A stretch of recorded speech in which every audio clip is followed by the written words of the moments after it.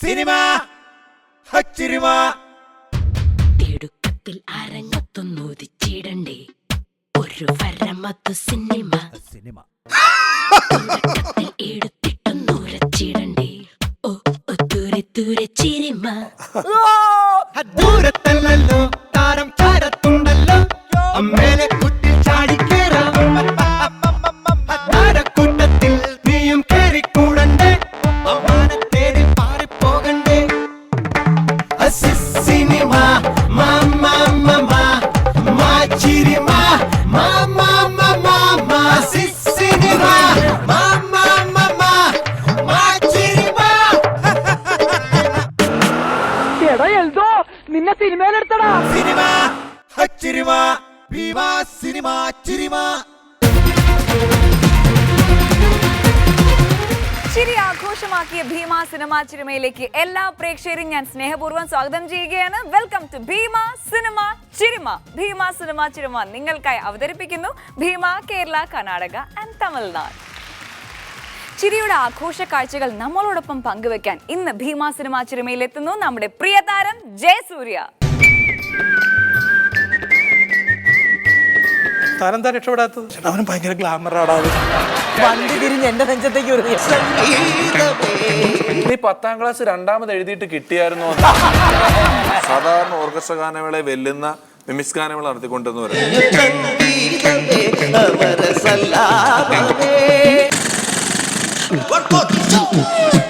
ഇവിടെ ഞാനൊരു ചർച്ചയ്ക്ക് വഴി തുറക്കുകയാണ്. ഇത് സിദ്ദിഖയും നിങ്ങൾ രണ്ടുപേരുടെ അഭിപ്രായം പറയണം. ഇപ്പൊ പല ആൾക്കാരും നമ്മളോട് വന്ന് പറയാറുണ്ട്, നിങ്ങളെയൊക്കെ വളർത്തിയത് നമ്മളാണ് കേട്ടോ. ശരിയാണ്.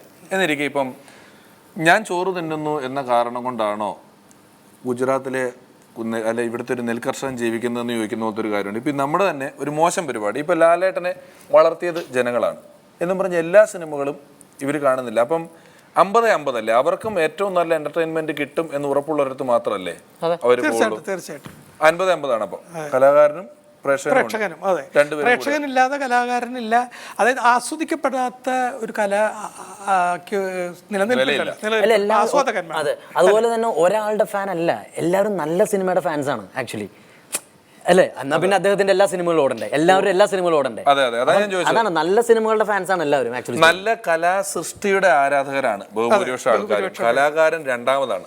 അതെ, അത് നല്ല സിനിമയിൽ അവരിഷ്ടപ്പെടുന്ന താരവും കൂടി വന്നാൽ അത് കൂടുതൽ ഇഷ്ടപ്പെടുന്നു എന്നുള്ളതേ ഉള്ളൂ. അപ്പൊ ഇഷ്ടങ്ങളുണ്ട്. ഇപ്പൊ ജയസൂര്യയെ ഒരു എപ്പിസോഡിൽ വന്ന ഒരു കലാകാരൻ പറഞ്ഞു, എനിക്ക് ആദ്യത്തെ സിനിമകൾ ഇഷ്ടമല്ലായിരുന്നു. അപ്പോൾ അങ്ങനെ അദ്ദേഹം കുറെ കഴിഞ്ഞിട്ടാണ് ഇഷ്ടപ്പെട്ട് തുടങ്ങിയത്. കാരണം അദ്ദേഹം ഇഷ്ടപ്പെടാൻ പറ്റുന്ന സിജു ഇരുമ്പനം എന്ന് പറഞ്ഞ കലാകാരൻ ഞാൻ എന്റെ ടെലികാസ്റ്റ് കണ്ടിരുന്നു. പുള്ളി വെറുതെ ഇരിക്കുമ്പോൾ ഭാഗവതം വായിക്കും എന്നൊക്കെ പറയുന്നത് കേട്ടു. ഞാൻ അങ്ങനെ ഒരു മിമിക്രിക്കാരനെ ആദ്യമായിട്ട് കേൾക്കുക. ബോബനുമോളിയൊന്നും കിട്ടുന്നില്ല. ഭാഗവതത്തിൽ നിന്ന് കോമഡി കോപ്പി അടിക്കുന്ന ആദ്യത്തെ ആർട്ടിസ്റ്റാണ് സിജു ഇരുമ്പനം. അല്ല, വായന എന്ന് പറയുന്നത് നമുക്ക് എഴുതുന്നവർക്ക് വേണമല്ലോ. പക്ഷെ അടിക്കും നമ്മൾ ഈ വൊക്കാബുലറി അല്ലേ, നമ്മൾ അക്ഷരങ്ങൾ, വാക്യങ്ങൾ, വാചകങ്ങൾ, അനുഭവങ്ങൾ, ഇതൊക്കെ വായനയിൽ നിന്നാണ് നമുക്ക് കിട്ടുന്നത്. അല്ലെങ്കിൽ നമ്മുടെ സ്റ്റോക്ക് തീർന്നു പോകും. അതുമല്ല, മലയാള ഭാഷയ്ക്ക് ഏറ്റവും വലിയ പ്രത്യേകത അതാണ്. മലയാള ഭാഷയുടെ പദധാരാളിത്തം ഭയങ്കര കൂടുതലാണ്. ഇപ്പൊ ഇംഗ്ലീഷിൽ സൂര്യന് സൺ എന്ന് പറഞ്ഞാൽ രണ്ടാമതൊരു വാക്കില്ല. സൺ കഴിഞ്ഞു. കണ്ണിന് ഐ എന്ന് പറഞ്ഞാൽ രണ്ടാമതൊരു വാക്കില്ല. പക്ഷെ മലയാളത്തിൽ സൂര്യൻ എന്ന് പറഞ്ഞാൽ പിന്നെ അർക്കൻ, ദിവാകരൻ, ജോർജ്, ജോസഫ്, ജയസൂര്യ എന്ത് പറഞ്ഞാലും സൂര്യൻ തന്നെയാണ്. കണ്ണിന് 30-35 പര്യായ പദങ്ങളുണ്ട് മലയാളത്തിൽ. എല്ലാ വാക്കിനും പര്യായം, പിന്നെ അതിന്റെ നാനാർത്ഥം, പിന്നെ വാച്യാർത്ഥം, പിന്നെ ദ്വയാർത്ഥം, ഇത്രയും സാധനങ്ങളുള്ള വേറൊരു ഭാഷ ഈ ലോകത്തില്ല. മാത്രമല്ല വേറൊരു കാര്യമുണ്ട്, മലയാളി ഹിന്ദി പറയും, ഇംഗ്ലീഷ് പറയും, ചൈനീസ് പറയും, ഫ്രാൻസിസ് പറയും, എല്ലാം പറയും. പക്ഷേ മലയാളി പറയുന്നത് പോലെ മലയാളം പറയാൻ ഇന്നേ വരെ ഒരു അന്യഭാഷക്കാരന് പറ്റിയിട്ടില്ല. തമിഴൻ മലയാളി പറഞ്ഞാലും ഇംഗ്ലീഷുകാരൻ മലയാളി പറഞ്ഞാലും ഒന്നും നമ്മൾ പറയുന്ന ഫിനിഷിങ് കിട്ടൂല. പക്ഷെ നമ്മൾ അവരുടെ ഭാഷ പറഞ്ഞിട്ടുണ്ടെങ്കിൽ നിങ്ങൾ ഇവിടുത്തുകാരൻ തന്നെയാണോ എന്ന് ചോദിക്കുന്ന രീതിയിൽ മലയാളികൾ കിടിലമായിട്ട് പറയും. നല്ല ഇംഗ്ലീഷ് പറയുന്ന ഇംഗ്ലീഷ് പറഞ്ഞ കഴിഞ്ഞാൽ ഇംഗ്ലീഷുകാരൻ അവര് ചോദിക്കും എന്താണ് വിറച്ച് കൈയും കാര്യം പറയും എന്റെ ഇംഗ്ലീഷ് കേട്ട് കഴിഞ്ഞാൽ. അതുകൊണ്ട് പറയാറില്ല, വെറുതെ ഞെട്ടിച്ചാരെയും പേടിപ്പിക്കണ്ടല്ലോ എന്ന് ഓർത്തിട്ട്. അവരെ പേടിപ്പിക്കേണ്ടതാണ്. കാരണം കുറെ കൊല്ലം നമ്മളെ അടക്കി ഭരിച്ചവരല്ലേ ഇംഗ്ലീഷുകാര്. പണി കൊടുക്കണം അവരൊക്കെ ഇങ്ങനെ പറഞ്ഞു. രണ്ട് കലാകാരന്മാരെ നമ്മളിവിടെ പരിചയപ്പെടുത്തുകയാണ്. അവർ ഈ കാലഘട്ടത്തിലെ രണ്ട് മിമിക്രി കലാകാരന്മാരാണ്. ശബ്ദങ്ങൾ കൊണ്ട് അത്ഭുതങ്ങൾ സൃഷ്ടിക്കുന്ന രണ്ട് കലാകാരന്മാരാണ്. ഒന്ന് നമ്മുടെ ഈ സുരേഷ് കൃഷ്ണയും അൻപുരാജുമാണ്. അൻപുരാജ് ഇവർ രണ്ടുപേരും വളരെ പ്രത്യേകതയുള്ള ഐറ്റങ്ങൾ അവതരിപ്പിക്കുന്ന മിമിക്രി കലാകാരന്മാരാണ്. അവർ രണ്ടുപേരെയും വിളിക്കാം.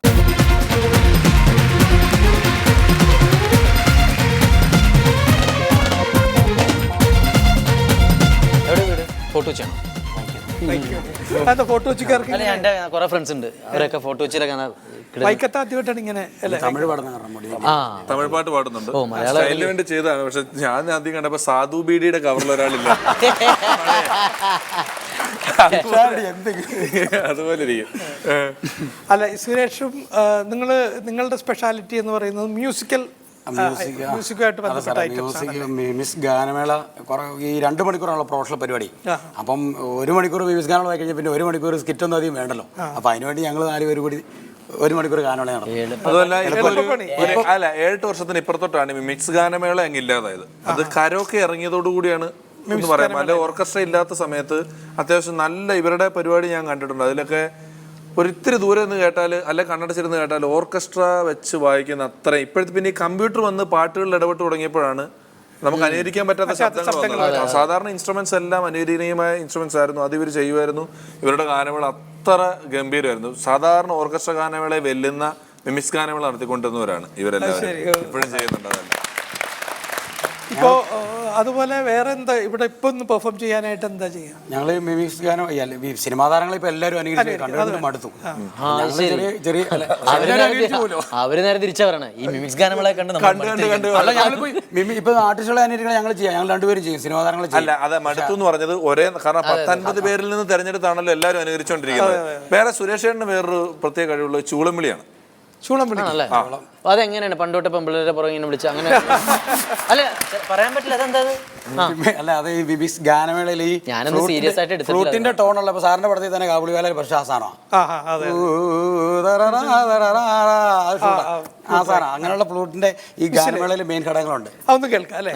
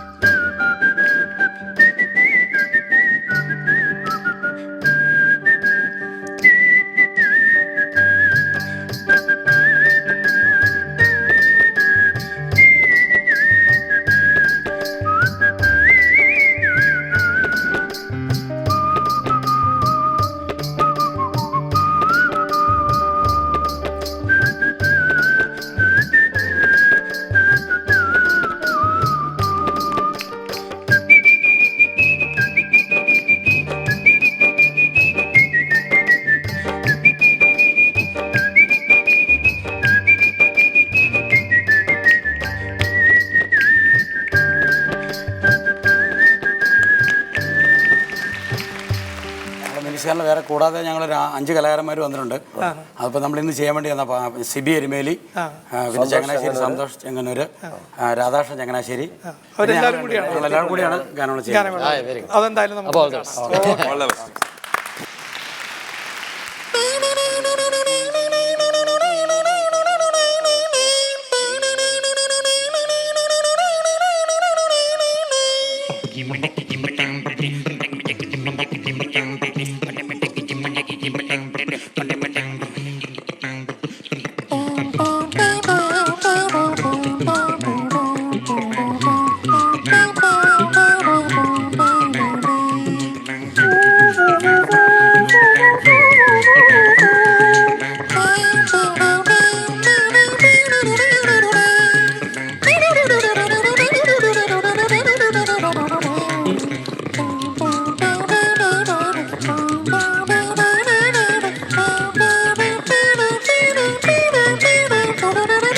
സംഗീതമേ അമര സല്ലാപമേ, സംഗീതമേ അമര സല്ലാപമേ, മണ്ണിനു വിണ്ണിന്റെ വരദാനമേ, വേദനയെ പോലും വേദാന്തമാകുന്ന നാഥാനുസന്ധാന കൈവല്യമേ സംഗീതമേ അമര സല്ലാപമേ.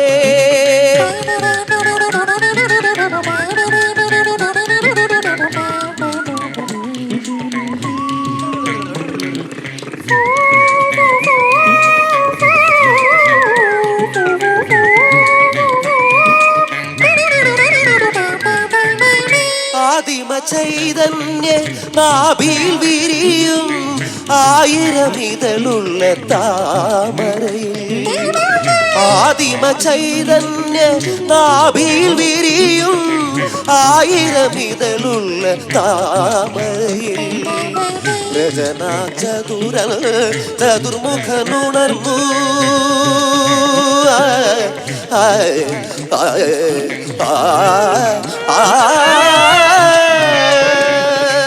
രചനാ ചതുർമുഖനുണർന്നു സർഗം തുടർന്നു കലയിലൊരു സ്വർഗം വിടർന്നു മധുരമധു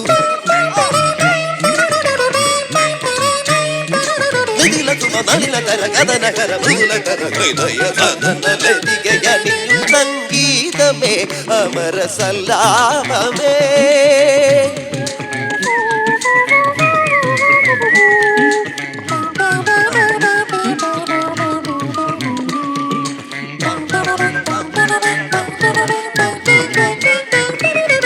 ഓംകാരനാദത്തിൻ നിർവൃതി പുൽകിയ മാനവ മാനസമഞ്ജരി. ഓംകാരനാദത്തിൻ നിർവൃതി പുൽകിയ മാനവ മാനസമഞ്ജരി.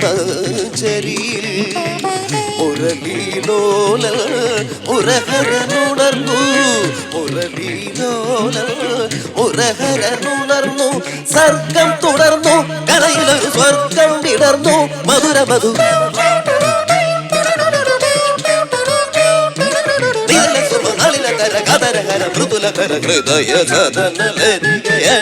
സംഗീതമേ അമര സല്ലാപമേ സംഗീതമേ സാനിധ പദനി സംഗീതമേ അമര സല്ലാപമേ സംഗീതമേ സാനിധ പദനി സംഗീതമേ അമര സല്ലാപമേ. പമ മഗ നിധ പമ സാനി ദപ ഗരി മഗരി സനി പദനി സംഗീതമേ ഗരി മഗരി സനി ദഗ മദനി സംഗീതമേ അമര സല്ലാപമേ. കിറ്റിക സരിഗ സരി നിഗരി ഗരി സരി സനി രി സനി ദ ഭഗ മദനി സ പദ പപ സരി ഗരി ഗ സനി സ തബനി ദ സനി തി സ ഗരി സ സനി സ മഗരി സരി ഗ രി ഗ മഗരി രി ധനി ധനി ധനി ധനി ദ പപ മനി ദ പപ ഗ ഗ മ പപ പദ ധനി തി സ സരി തി ഗ ഗരി തി സ ഗരി രി സ ധനി ധനി ധനി ധനി ധനി രി ധനി ധ മനി സനി ദ പപ ഗ ഗ ഗ മനി ദ പപ പദ നി സരി ഗ സാരി സരി ഗരി സനി സ രി ധനി സനി ധനി ദ പദ ധനി ദ ഗ ധനി ധനി ധനി രി സ നി ദ പ ധനി ദ സ നി ദ പപ ഗ പ പദ പ മ പദ നി സ പദ നി സരി ഗ മ പദ ഗ മ പദ പ മ പദ നി പദ പദ പ പദ നി പദ നി സരി ഗരി സനി സ നി സനി സനി സനി ദ പദ പദ നി സ പദ നി സരി നി സരി ഗ ഗരി സനി ധ രി സനി ദ പ ഗ മ പദ നി സംഗീതമേ അമര സല്ലാപമേ സംഗീതമേ അമര സല്ലാപമേ.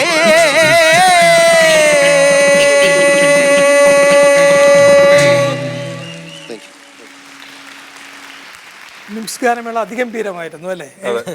അത് നമ്മൾ ഒരു പക്ഷേ ഇപ്പൊ നിങ്ങൾ ടി വിയിലൂടെ ഒക്കെ കേൾക്കുന്ന പോലെ അല്ല, ഇതൊരു 10,000-10,000 വാട്ട്സ് സൗണ്ടിൽ മൈക്കിൽ കൂടെ നമ്മൾ ഒറിജിനലായിട്ട് ചെയ്യുമ്പോൾ ഭയങ്കര ഫീലാണ് ഈ മിംസ് ഗാനമേള കേൾക്കുന്നതിന്. എന്തായാലും ആ അത്ഭുത കലാകാരന്മാർക്ക് നമുക്ക്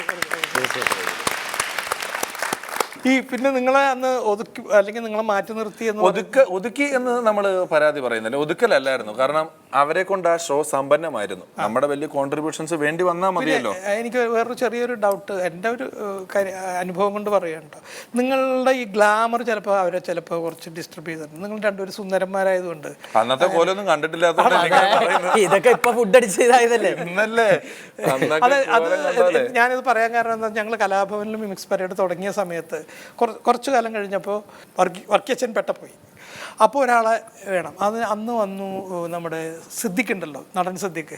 അന്ന് വന്നു. സിദ്ദിഖ് നന്നായി മിമിക്രി ചെയ്തു. സിദ്ദിഖിനെ എടുക്കാം. ഞാൻ അന്ന് പറഞ്ഞു ഇയാൾ കൊള്ളാം, ഇയാൾ എടുക്കാം, ഇയാൾ ശബ്ദം നല്ലതാണ്, ഇയാൾ അനൗൺസ് ചെയ്യാം. അൻസാർ എന്ത് ചെയ്താലും സമ്മതിക്കില്ല. ഈ പ്രോഗ്രാം കണ്ടപ്പോൾ അൻസാർ എന്നെ അടിക്കട്ടെ. പക്ഷേ അൻസാർ പറഞ്ഞത് വേണ്ട, ശരിയാവില്ല. അപ്പോൾ ഞാൻ ചോദിച്ചാൽ എന്താണ്, 2 സിദ്ദിഖ് ശരിയാവില്ല. ഞാൻ പറഞ്ഞു അതിനെന്താ, ഞാനൊരു സിദ്ദിഖുണ്ട്, വേറൊരു സിദ്ദിഖുണ്ട്. അല്ല നിനക്കാണ് അതിൻ്റെ പ്രോബ്ലം, എനിക്കൊരു പ്രശ്നമില്ല സിദ്ദിഖ് വന്നോട്ട്. പിന്നെ കുറച്ചിട്ട് അവന് ഭയങ്കര ഗ്ലാമറാണ് അത്. അത് മാത്രമല്ല, അന്നത്തെ മിമിക്സ് പരേഡ് തുടങ്ങിയ കാലത്തെല്ലാം പണക്കാരെ കളിയാക്കലായിരുന്നു. ഈ പെണ്ണുങ്ങളുടെ സ്ലീവ്ലെസ് ബ്ലൗസ്, ഹാൻഡ് ബാഗ്, ഇതിനൊക്കെ കളിയാക്കുന്നു. പിന്നെ മിമിക്രി ചെയ്ത് മിമിക്രിക്കാർ പണക്കാരായപ്പോൾ പാവപ്പെട്ടവന് മുഖത്തോട്ട് കയറി തുടങ്ങി.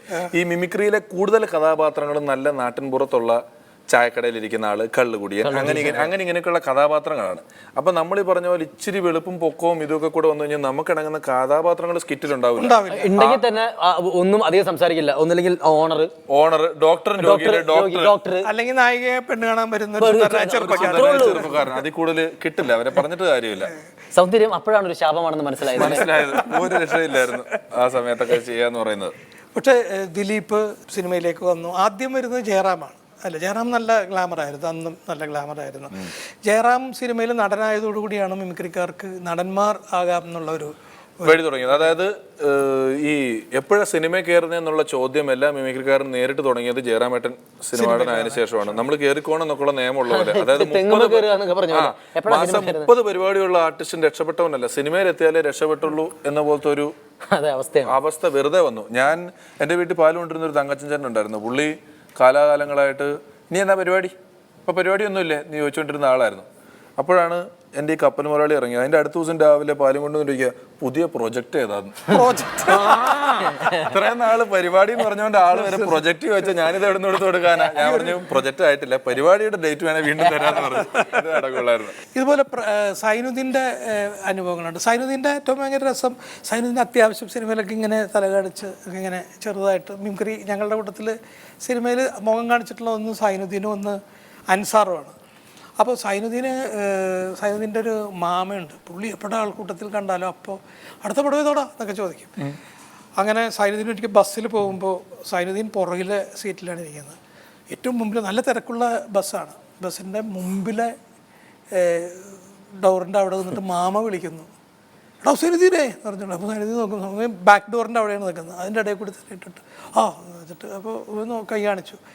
പിന്നെ അടുത്ത ചോദ്യം, അടുത്ത പടം ഏതാണ് എന്ന് ചോദിച്ചു. അപ്പോൾ ഈ ഫുൾ ബസ്സിലുള്ള ആളുകൾ ഇങ്ങനെ നോക്കി സൈനുദ്ദീനെ.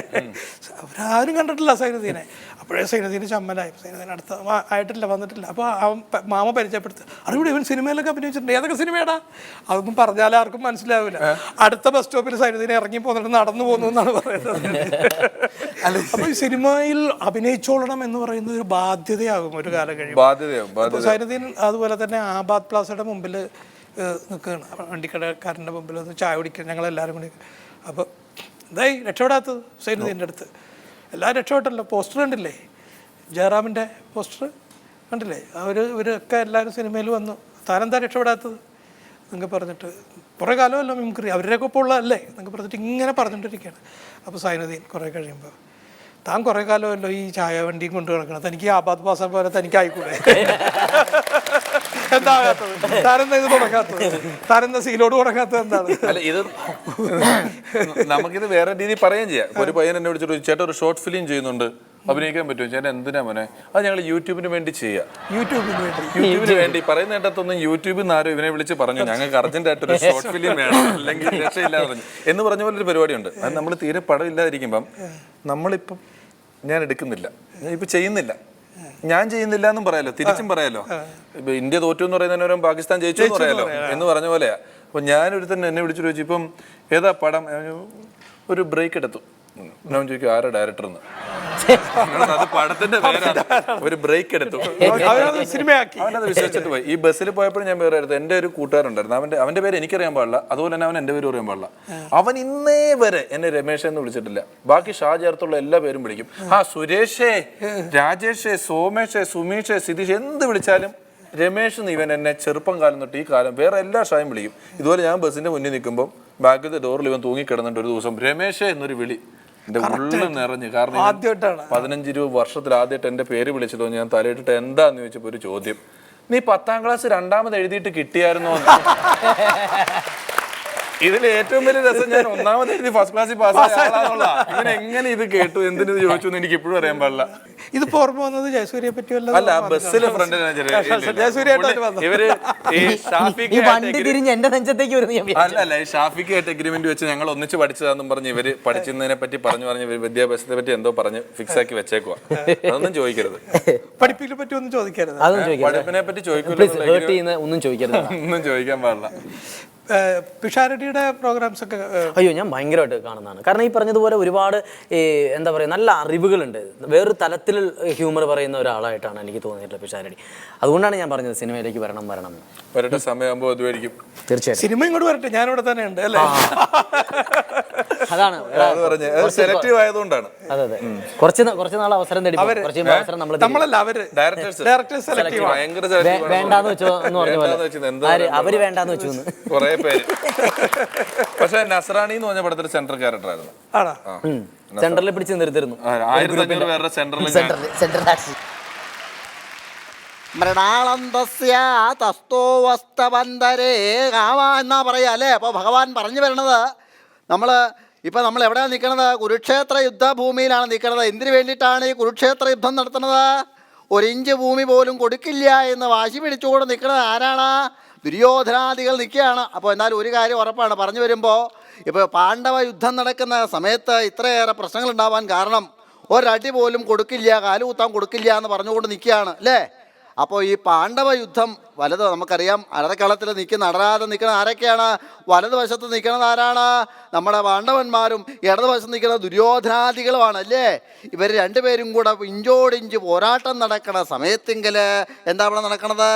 ഇവിടെ കടന്ന് കാറിക്കൂവി നിന്നിട്ടും ഒരു പ്രയോജനമില്ല, കേൾക്കാൻ ആരും ഇല്ലാത്ത അവസ്ഥയിലാണ് ആത്മീയ പ്രഭാഷണം നടക്കുന്നത്. അപ്പോൾ അർജുനൻ പറഞ്ഞു വയ്യ, സ്വന്തം ബന്ധുമിത്രാദികളോട് എനിക്ക് യുദ്ധം ചെയ്യാൻ വയ്യ എന്ന് പറഞ്ഞപ്പോൾ ഭഗവാൻ കൃഷ്ണൻ വില്ലെടുത്തിട്ട് പറഞ്ഞു പേടിക്കണ്ട, ഭയപ്പെടേണ്ട കാര്യമില്ല. അപ്പോൾ ഒരു കുറിപ്പ് കിട്ടിയത് മറ്റൊന്നുമല്ല, പ്രഭാഷണം ഉടൻ തന്നെ നിർത്തുക, എത്രയും പെട്ടെന്ന് സംഗീത സദസ്സ് തുടങ്ങാൻ സമയമായി എന്ന് പറഞ്ഞപ്പോൾ അർജുനൻ പറഞ്ഞു എന്നെ വിളിച്ചത് പ്രഭാഷണം പറയാനാണെങ്കിൽ അത് മുഴുവൻ പറഞ്ഞു നിർത്തിട്ടേ പോകൂ എന്ന് ഒറ്റ ശ്വാസത്തിൽ നിർബന്ധത്താൽ നമ്മുടെ അർജുനൻ പറയുകയുണ്ടായി. ഈ സമയത്തിൽ ആ ഫ്ലോ അങ്ങ് പോയി. ഇതാ കുഴപ്പം, പറയിപ്പിക്കാൻ സമ്മതിക്കില്ല, പ്രഭാഷണങ്ങൾ പറയാൻ സമ്മതിക്കില്ല. അപ്പോൾ ഇപ്പോൾ പ്രഭാഷണം കേൾക്കാൻ സമയമില്ല. രാവിലെ എഴുന്നേറ്റ് കുളിച്ച് നനച്ച് നടക്കണതല്ലാതെ സന്ധ്യാദീപം തെളിക്കാനൊന്നും ആർക്കും സമയമില്ല. എന്താ കണ്ണീർ സീരിയൽ കാണുക, കണ്ണീർ സീരിയൽ കണ്ട് കരഞ്ഞ് ബാക്കിയുള്ളവരിവിടെ കാറിക്കൂവാൻ തുടങ്ങിയിട്ട് 3-3.5 മണിക്കൂറായിട്ട് കട്ടൻ ചായ പോലും തരാൻ ഇവിടെ ആരും ഇല്ലാത്ത അവസ്ഥ ഉണ്ടായി എന്ന് അന്ന് പുരാണത്തിൽ പറയുകയുണ്ടായി. അപ്പോൾ പറഞ്ഞു വരണത് മറ്റൊന്നുമല്ല, പ്രഭാഷണം നമ്മൾ ശ്രമിക്കുന്ന സമയത്ത് വളരെയധികം ശ്രദ്ധിക്കണം. നമ്മൾ സീരിയൽ കണ്ടിരുന്നിട്ട് കാര്യമില്ല അല്ലേ, അതാണ് വേണ്ടത്. ഒഴിക്കുക. അപ്പോൾ നമ്മൾ പുരാണത്തിൽ മൃണാളവന്തസ്ഥ്യോ അസ്തസ്ഥതംബോ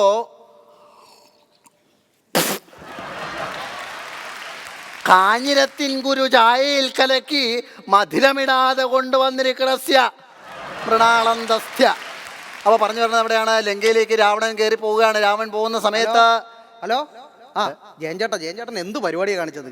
ഇവിടെ ആത്മീയ പ്രഭാഷണം നടത്താനായിട്ടൊരു ലോക തോൽവിന് ഇങ്ങോട്ട് പറഞ്ഞു വിട്ടില്ലേ? ഇവിടെ 1 മണിക്കൂറായി പുള്ളിക്കാരെ സ്റ്റേജിൽ കയറിയിട്ട് ഇവിടെ എത്ര നേരം എന്നാ? 1/2 മണിക്കൂർ എന്ന് പറഞ്ഞിട്ട് കയറിയതാണ്. കുറിപ്പ് കൊടുത്താൽ മതി എന്നാ? ഞാൻ 3 കുറിപ്പ് കൊടുത്ത് എന്നിട്ടും പോണില്ലെന്ന്. അതെഴുതി കൊടുത്താൽ മതിയല്ലേ? ശരി ഓക്കെ. അപ്പോൾ നമ്മൾ പറഞ്ഞു നിർത്തിയത് എവിടെയാണ്? രാമരാവണ യുദ്ധം നടക്കണ സമയത്ത് അല്ലേ ലങ്കയിലേക്ക് പോയതാരാണ്? ഹനുമാൻ പോയി, ലങ്കയിൽ പോയി. സീതാദേവിയുടെ ഒറ്റയ്ക്ക് ആരും മിണ്ടാനില്ല, പറയാനില്ലാതെ കൊടും കാനനത്തിൽ ഒറ്റയ്ക്ക് അങ്ങനെ ഇരുന്ന് വിഷമിക്കുന്ന സമയത്ത് ആകപ്പാടെ വിഷമിച്ചു പോയി എന്ന് പറയാതെ വയ്യ. അപ്പോൾ മറ്റൊന്നും പറയാനില്ല. പൂർണ്ണസ്യ പൂർണ്ണമാതായ ഇവിടെ വെച്ച് അവസാനിപ്പിക്കുകയാണ്. മറ്റ് കാര്യങ്ങളൊക്കെ വിശേഷങ്ങളൊക്കെ പിന്നെ പറയാമെന്ന് പറഞ്ഞുകൊണ്ട് എല്ലാവർക്കും നന്മ ഉണ്ടാവട്ടെ എന്ന് പ്രാർത്ഥിക്കുന്നു. നന്ദി, നമസ്കാരം. അല്ല പ്രസിഡന്റ് ആദ്യം 3 കുറിപ്പ് കൊടുത്തിട്ട് പുള്ളി മൈൻഡ് ചെയ്തില്ല. ഇപ്പൊ ആ കുറിപ്പ് കൊടുത്തപ്പോ അങ്ങനെ എണീച്ച് ഓടണല്ലോ. അതന്നെ എടാ ജയൻചേട്ടൻ ഒരു കാര്യം പറഞ്ഞു തന്നു. ഞാൻ ആ കുറിപ്പിനകത്ത് എഴുതി കൊടുത്തു. അതാണ് എഴുതിട്ട് അങ്ങ് ഒറ്റ ഓട്ടം ഒക്കെ കൊടുത്തത്. ആ കുറിപ്പിൽ എന്നെ എഴുതിയായിരുന്നേ? 10 മണിയായി, ഇപ്പൊ ബാർ അടക്കും. ഇപ്പൊ വരുവാണെങ്കിൽ 2 വെഗടിക്കാന്ന് ഓട്ടം കേട്ടില്ലേ? ഭക്തജനങ്ങളുടെ പ്രത്യേക ശ്രദ്ധയ്ക്ക് 10ാം തിരുവുത്സവം ഇവിടെ സ്പോൺസർ ചെയ്തിരിക്കുന്നത് ദൊരഗുണൻ ആൻഡ് സൺസ്. ദൊരഗുണം മുതലാളി വരാൻ നേരെ താൻ ഇങ്ങോട്ട് വാ. ഇങ്ങോട്ട് ഈ പ്രസിഡന്റ് ഇവിടെ കിടന്ന് ദൊരഗുണം മുതലാളി വരുമെന്ന് പറയാനുണ്ട്. ഈ ദൊരഗുണം മുതലാളിനെ ഞാൻ കണ്ടിട്ട് പോലുമില്ല. ഈ ദുരഗുണം മുതലാളി എന്നൊക്കെ കണ്ടിട്ട് പതുക്കെ പറയണം. മുതലാളി ആള് ഭയങ്കര സെറ്റപ്പ് അല്ലേ? ഈ മുതലാളി ആരാണെന്ന് അറിയാവോ? കണ്ടു കഴിഞ്ഞാൽ സൂര്യൻ ഉദിച്ചതുപോലെ നിൽക്കും. നല്ല സൂപ്പർ രൂപമാ. അത് മാത്രമല്ലേ, പുള്ളിക്കാരൻ രാവിലെ കഴിക്കണ എന്തോന്നറിയാവാ? തങ്കഭസ്മം കൂടെ മറ്റേ കുങ്കുമപ്പൂ ഇല്ലേ, അതും എല്ലാം കൂടെ കയ്യിലിട്ട് ഇങ്ങനെ ഞെരടി പാലിനകത്ത് ആക്കി കുടിക്കും. വെറുതെ അല്ല എത്ര തേജസ്. നല്ല തേജസ് തന്നെ. പിന്നെ വേറൊരു കാര്യമുണ്ട്, പുള്ളിക്ക് എവിടെയൊക്കെ സ്ഥലം ഉണ്ടെന്ന് പുള്ളിക്ക് പോലും അറിഞ്ഞുകൂടാ. അതിപ്പോ വിജിലൻസ് സാരോട് ചോദിച്ചാൽ പോരെ, അവര് പറഞ്ഞു തരില്ല എവിടെയൊക്കെ സ്ഥലം ഉണ്ടെന്ന്. ഇപ്പൊ എന്തായാലും നമ്മുടെ ഉത്സവം സ്പോൺസർ ചെയ്തിരിക്കുന്നത് മാനേജർ ഇതാണ് ദൊരഗുണം മുതലാളി. പിന്നെ മുതലാളിയെ കുറിച്ചൊന്നും പറഞ്ഞതായിട്ട് വെളി കേൾക്കാനില്ലല്ലോ. അയ്യോ, ഞാനോട് വിളിച്ചു പറഞ്ഞു. ശരിക്കും പറ. ഭക്തജനങ്ങളുടെ പ്രത്യേക ശ്രദ്ധയ്ക്ക് 10ാം തിരുവുത്സവമായി ഇന്ന് അന്നദാനം സ്പോൺസർ ചെയ്തിരിക്കുന്നത് ദൊരഗുണം മുതലാളി. എന്തുവാണോ ഭക്തജനം? അതല്ല, ഈ ദൊരഗുണ മുതലാളിയെ കുറിച്ച് പറയുമ്പോൾ ബൂസ്റ്റ് ചെയ്യണം. ബൂസ്റ്റ് ചെയ്യണം. അത് ഞാൻ 10ാം ഉത്സവ ദിനമായി ഇന്ന് അന്നദാനം സ്പോൺസർ ചെയ്തിരിക്കുന്നത് ബൂസ്റ്റ് ചെയ്ത ദൊരഗുണം മുതലാളി. ആ ബൂസ്റ്റിംഗ് അല്ല, ഒന്ന് തള്ളി വെക്കണം. തള്ളി വെച്ചാൽ മതി. മുതലാളി തള്ളി വെക്കണം. രാത്രി 7 മണിക്കാണ് വെടിക്കെട്ട് സ്പോൺസർ ചെയ്തിരിക്കുന്നത് തള്ളി വെച്ച ദൊരഗുണം മുതലാളി. തള്ളി വെച്ചതാ, നീ ഒന്നും പറയണ്ടത്, ഞാൻ എഴുതി വെച്ചിട്ടുണ്ട്. ഈ കാര്യങ്ങൾ അങ്ങ് പറഞ്ഞാൽ മതി. ഉത്സവ ആശംസകളോടെ Doraguna and sons hospital, Doraguna and sons jewellery, Doraguna and sons city company, Doraguna and sons സിരി company, Doraguna and sons textiles, Doraguna and sons restaurant, Doraguna and sons beauty parlour, Doraguna and sons ഇല്ല. എന്തില്ല? ദൊരഗുണ ആൻഡ് സൺസ് ഇല്ലെന്ന്. വില്ല, അതാണ് പറഞ്ഞത്. Villa. Doraguna and sons villa. Doraguna and sons വിളിത, Doraguna and sons വിളിത, Doraguna and sons. നിർത്ത്. ഇതിന്റെ പേര് നീ പുള്ളിയെ തെറി വിളിക്കല്ലേ? അതൊക്കെ അറിയാനുള്ള ബോധം എനിക്കുണ്ട്. അയ്യോ, ഞാൻ തെറി വിളിച്ചതല്ലെന്നേ. ഈ ദൊരഗുണ ആൻഡ് സൺസ് എന്ന് പറഞ്ഞിട്ട് എന്റെ നാക്കം കുളിക്കിപ്പോയി. അതിപ്പോ ഞാൻ എന്ത് ചെയ്യാനാ? നമുക്കൊരു പണിയതല്ല, ഈ ദൊരഗുണ മുതലാളി എന്ന പേര് നമുക്കൊന്ന് മാറ്റിയാലോ? പേര് മാറ്റിയിട്ട് എന്നാ കാര്യം? പേര് ദോഷം മാറുമോ? എടാ, പേര് ദോഷം മാറ്റാൻ വേണ്ടിയായി ഈ ഉത്സവം മൊത്തം പുള്ളി സ്പോൺസർ ചെയ്തറിയാവോ? എടാ, ഈ ദൊരഗുണ മുതലാളി ആരാണെന്ന് നിനക്കറിയാം? പറഞ്ഞുകൂടെ അവനെ? എടാ, ദൊരഗുണ മുതലാളി ഈ പഞ്ചായത്തിന് വേണ്ടി എന്തൊക്കെ സംഭവങ്ങൾ ചെയ്തിട്ടുണ്ടെന്ന് അറിയാമോ? പഞ്ചായത്തിലെ കക്കൂസ് പണിത് തന്നു, പഞ്ചായത്ത് കെട്ടിടം പണിത്, ബസ് സ്റ്റോപ്പ് പണിത്, സ്കൂള് പണിത്, ITI വരെ പണിത് തന്നു. ഇത്രയൊക്കെ പണിഞ്ഞിട്ടും പഞ്ചായത്ത് ഇലക്ഷനിൽ തോറ്റുപോയില്ലേ? എന്താ കാര്യം? ഈ ഇലക്ഷൻ നടന്ന എന്നാ? മാർച്ച് ഏപ്രിൽ മാസമാണോ? കേരളത്തിലെ അമ്പലങ്ങളിൽ മുഴുവൻ ഉത്സവ. പുള്ളിയുടെ ചിഹ്നം എന്തായിരുന്നു? ആനയല്ലേ? ഒരു ആന കേരളത്തിൽ ആ സമയത്ത് കിട്ടുവോ? മുതലാളി പിന്മാറിയില്ല. തമിഴ്നാട്ടിൽ നിന്ന് പറഞ്ഞ വിലയ്ക്ക് ആന ഇവിടെ കൊണ്ടുവന്നു. ആനപ്പുറത്ത് കയറി ഓരോ വീട്ടിലും ഓട്ടന്വേഷിച്ച് പോയ വ്യക്തിയാണ് എന്റെ മുതലാളി. പക്ഷേ നമ്മുടെ കാലാവസ്ഥ പിടിക്കാത്തതുകൊണ്ട് ആനയ്ക്ക് മതം പൊട്ടിക്ക് ഞാൻ ഒറ്റ ഓട്ട. ദൊരഗുണ മുതലാളി and waiting shed, computer centre, ആശുപത്രി എല്ലാം അടിച്ചു തകർത്തു. എന്ത് ചെയ്തു? 4.5 കോടി രൂപ പഞ്ചായത്തിന് കൊടുത്തിട്ടാണ് വെളിയിലിറങ്ങിയത്. അല്ല, എന്നിട്ട് നാട്ടുകാർ വോട്ട് കുത്തിയില്ല? പക്ഷെ ആന 2 കുത്തി. 6 മാസം ICUലായിരുന്നു. അങ്ങനെ ഇറക്കിക്കൊണ്ട് വന്ന മുതലാളിയെ കുറിച്ചാണ് ഈ പറയുന്നത്. അങ്ങനെയൊന്നും പറയരുത്. ഞാൻ പറയില്ല. ഭക്തജനങ്ങളുടെ പ്രത്യേക ശ്രദ്ധയ്ക്ക് ദൊരഗുണ മുതലാളി പാടി അഭിനയിച്ച ദേവി സ്തുതികൾ അടങ്ങിയ CD തെക്കേ നടയിൽ നിന്നും ലഭിക്കുന്നതാണ്. എന്റെ പ്രസിഡന്റ് ദൊരഗുണം മുതലാളി എന്ന് പറയാണ്ട് ദൊരഗുണം മുതലാളി എവിടെയാ? ഇവനെ മനസ്സിലായി. ഇവനെ കാർത്തിയായന മുതലാളി ആളാ. ഇവനെ എനിക്കറിയാം. നേരത്തെ തന്നെ നോട്ട് ചെയ്ത് വെച്ചു. എടാ, മുതലാളി വരുമെന്ന് പറഞ്ഞാൽ വരും. കാണണോ എനിക്ക്? കണ്ടു നോക്കണ സൂര്യ തേജസ്സിനെ.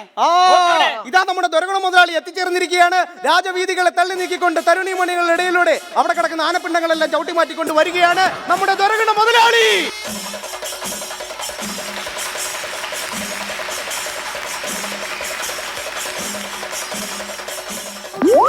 പ്രസിഡന്റ്, കുങ്കുമപ്പൂവ്, തങ്കഭസ്മം ഇതെല്ലാം കഴിച്ച് വെളുത്ത് തുടുത്ത് സൂര്യ തേജസ്സുള്ള കൊണകുണം മുതലാളി. അത് ദൊരഗുണ മുതലാളി സംഭവം ഈ തങ്കഭസ്മവും കുങ്കുമപ്പൂവും ഒക്കെ കഴിച്ചാണ്. ഈ കുങ്കുമപ്പൂവിൽ എൻഡോസൾഫാൻ അടിച്ചു വെച്ചാൽ അതാണ് ഇങ്ങനെ കാര്യം. കുങ്കുമപ്പൂവല്ല. മുതലാളിയെ കുറിച്ച് പറ. മുതലാളിയെ കുറിച്ച് തന്നെ പറയാൻ പോണം. ഭക്തജനങ്ങളുടെ പ്രത്യേക ശ്രദ്ധയ്ക്ക് നമ്മുടെ ദുരഗുണ മുതലാളി ഇവിടെ എത്തിച്ചേർന്നിരിക്കുന്നതാണ്. ദുരഗുണ മുതലാളി ഇവിടെ 2 വാക്ക് സംസാരിക്കാനായിട്ട് വേദിയിലേക്ക് ക്ഷണിക്കുന്നു. അതോടൊപ്പം തന്നെ ദേവിയെ കുറിച്ച് പാടിയ ദേവി സ്തുതിയുടെ 2 വാക്കുകൾ 2 വരികൾ ഇവിടെ ചൊല്ലുന്നതാണ്. മുതലാളി വരാം വേദിയിലേക്ക്.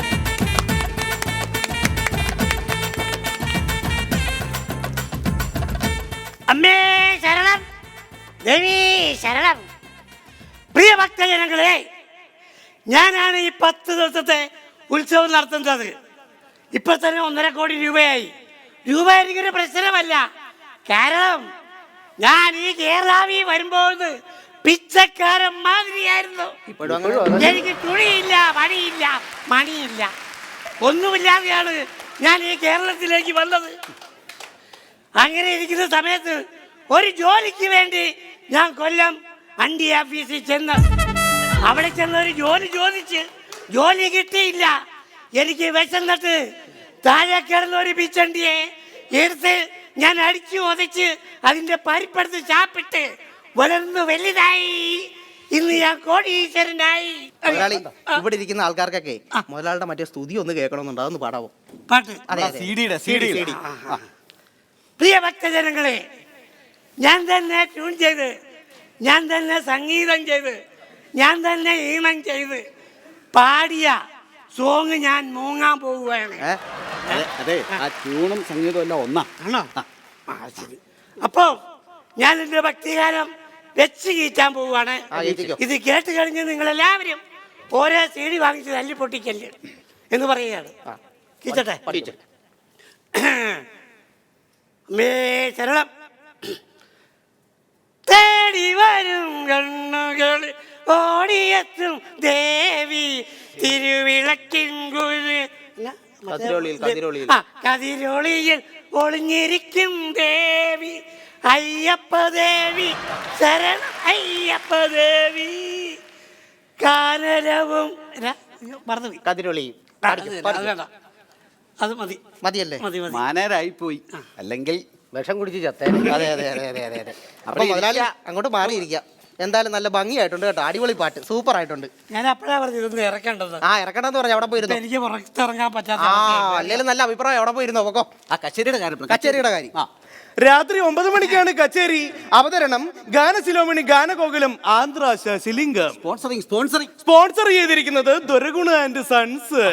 അതെ, ശശിലിംഗം വരുമോന്നോ? രാവിലെ വന്നതല്ലേ, വീട്ടിൽ ഇരിക്കുകയായിരുന്നു. അതെ, പിച്ചണ്ടിയൊക്കെ അവിടെ പോയിരിക്കുന്നു. ഇവിടെ ശശിലിംഗം പറഞ്ഞ അതെ, ശശിലിംഗം വന്നിട്ടുണ്ട്.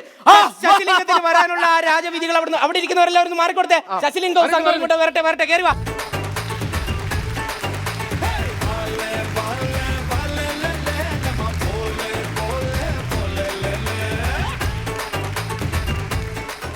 നീ നോക്കിയേ ശശിലിംഗ, നിങ്ങൾ ഇവിടെ കച്ചേരി നടത്താൻ വന്നതാണോ അത് സിനിമാറ്റിക് ഡാൻസ് കളിക്കാൻ വന്നതാണോ? കച്ചേരി. എന്നാ പിന്നെ കച്ചേരി നടത്തും. അവർ ആന്ധ്രാക്കാരാ.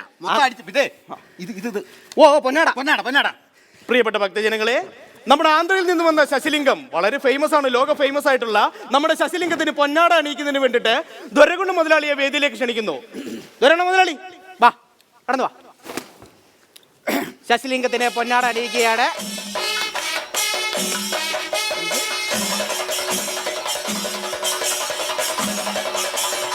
പിടിച്ചേ എന്നിട്ട് എന്നെ ഇടൂ. നമ്മളാ കറക്റ്റ്. എനക്കല്ലേ പൊന്നാട? ഞാനല്ലേ കാശ് പഠിക്കേ, അപ്പൊ എനിക്കല്ലേ ഇടണ്ടേ? അത്ര നിർബന്ധമാണെങ്കിൽ കമ്പിളി പുതപ്പ് വിൽക്കുന്നുണ്ട്, അവിടെ പോ 2 മേടിച്ചിട്ട്. പൊന്നാട. ഭക്തജനങ്ങളുടെ പ്രത്യേക ശ്രദ്ധയ്ക്ക്, താലപ്പൊലി എന്തിരിക്കുന്ന കൊച്ചുകുട്ടികളുടെയും പ്രത്യേക ശ്രദ്ധയ്ക്ക്, ക്ഷേത്രത്തിന്റെ വടക്കൻ നടയിൽ പായസ വിതരണം നടക്കുന്നു.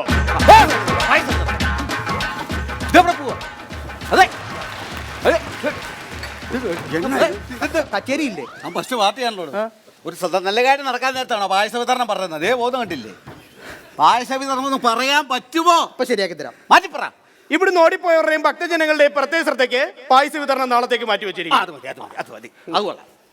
പോര് കേട്ടോ, നാളെ ഉള്ളൂ. വന്നിരിക്കേ, കച്ചേരി തുടങ്ങാം. എങ്ക പോയിരുന്നടാ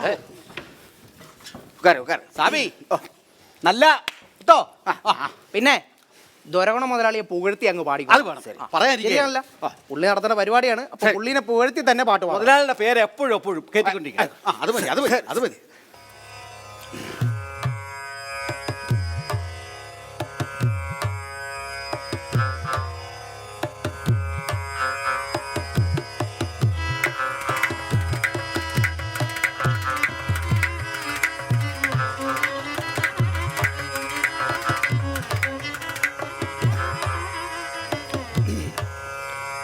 దొరకునా దొరకునా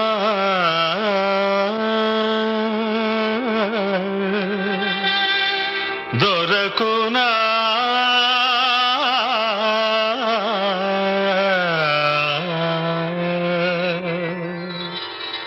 దొరకునా ఇటువంటి సేవా దొరకునా ఇటువంటి సేవా నీ పద రాజీవముల చేరు నిర్వాణ సోపానమధిరోహణము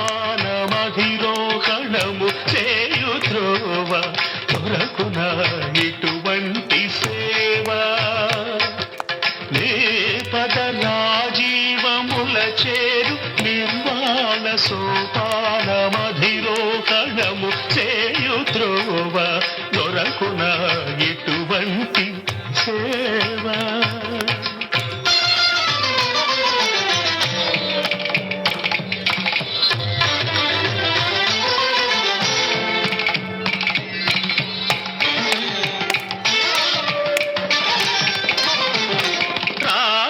రాగాలనంతాలు నీవే ఈ రూపాలు భవరోగ తిమిరాల పోకార్చు దీపాలు రాగాలనంతాలు నీవే ఈ రూపాలు భవరోగ తిమిరాల పోకార్చు దీపాలు నాదాత్మ గుణవై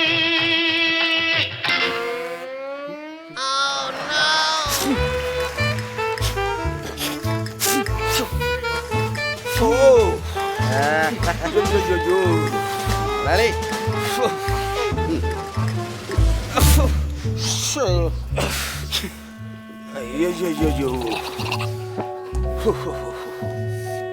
തിരിയാൻ കോല തിരിയാൻ കോല തിരിയാൻ കോല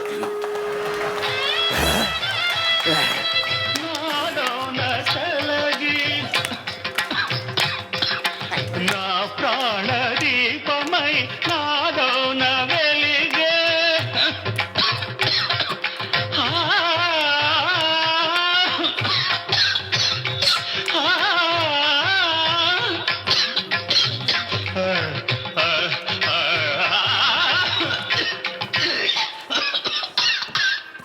ఆ,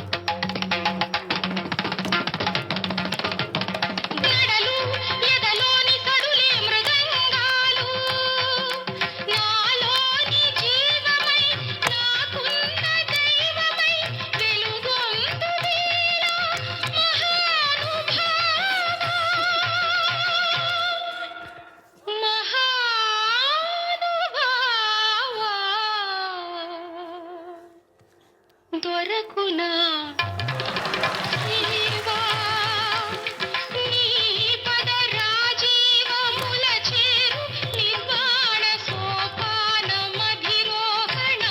చేయు త్రోవ దొరకునా ఇటువంటి సేవా దొరకునా ఇటువంటి సేవా ബാബാ ആശുപത്രി കൊണ്ടു എടുക്ക നോക്കി നിൽക്കാൻ എല്ലാവരും ആശുപത്രി